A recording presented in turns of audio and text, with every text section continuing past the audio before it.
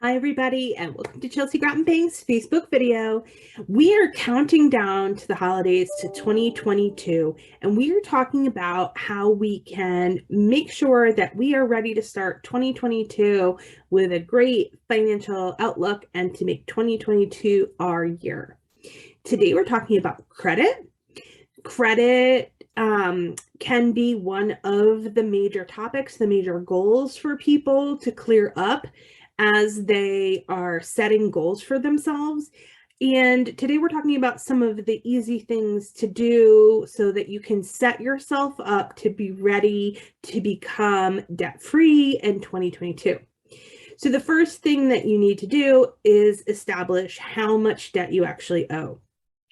So pull a copy of all three of your credit reports, take a look at those, see if there are any inconsistencies on there, see if there is anything that you don't understand or know about, and make sure that you know where all of your debt is. The next thing you're going to do is make a list. You can do it in a journal, you can do it in an Excel spreadsheet, whatever it is. Make sure that it is a place that you are comfortable using, because if you're not comfortable using it, you won't do it. And so if it's a journal, great. If it's an Excel spreadsheet, great. If you find a great app for it, wonderful.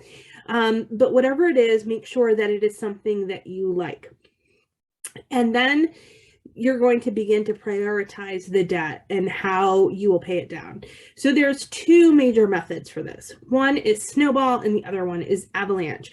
Avalanche is that you look at all of the debt you have, you look at which debt has the highest interest rates.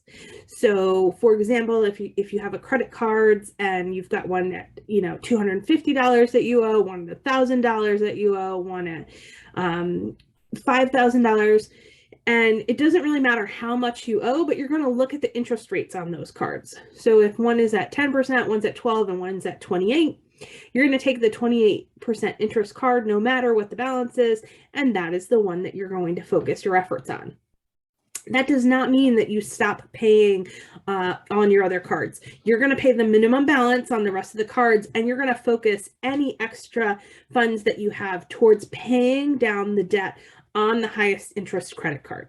And then when you get that paid down, you'll then choose the next highest interest credit card and do that. And in that way, you will pay down the debt.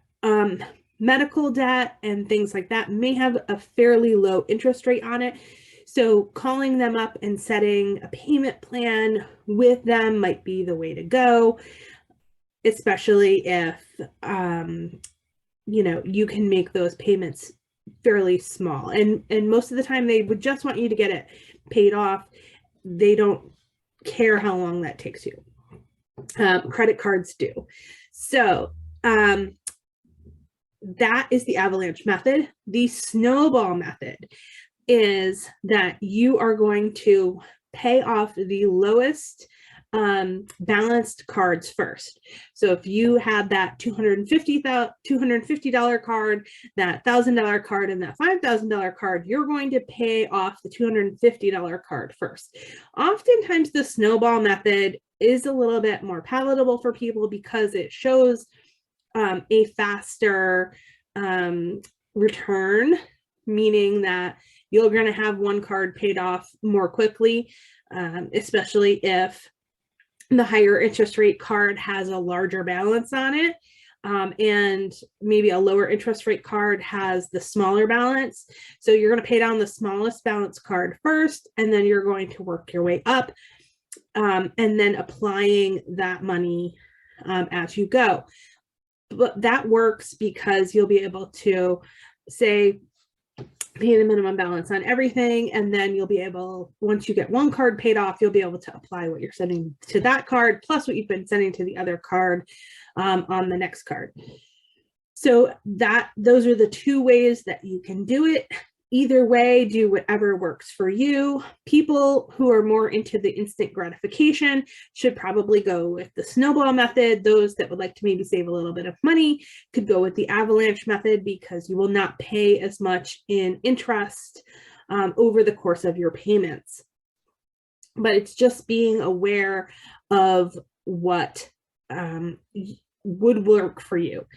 The important thing to know is you do not stop paying on the other cards and the other debts while you're focusing your efforts on one. You're paying the minimum balance. What you're not doing is you're not sending extra money to the other cards. You're focusing all of the extra funds that you have on the one card to get it paid down in either way. And then once you get that paid down, do not close it out. Cut it up, throw it away, freeze it in a block of ice, whatever you have to do, so that you do not use it, so that you do not charge it up again. Remove it from all of your accounts so that it is not saved in your Google or on your phone anywhere, so that you can't automatically charge something to it. But definitely don't close it out, because your credit score is based off your debt to credit ratio. So however much credit has been extended to you versus how much debt, you should be under 30%. But if you're closing out cards, then that credit isn't available to you anymore. So even though it's paid off, it does not make your credit score better. What makes it better is that all of a sudden you have available credit. You have more available credit. So definitely do not close them out.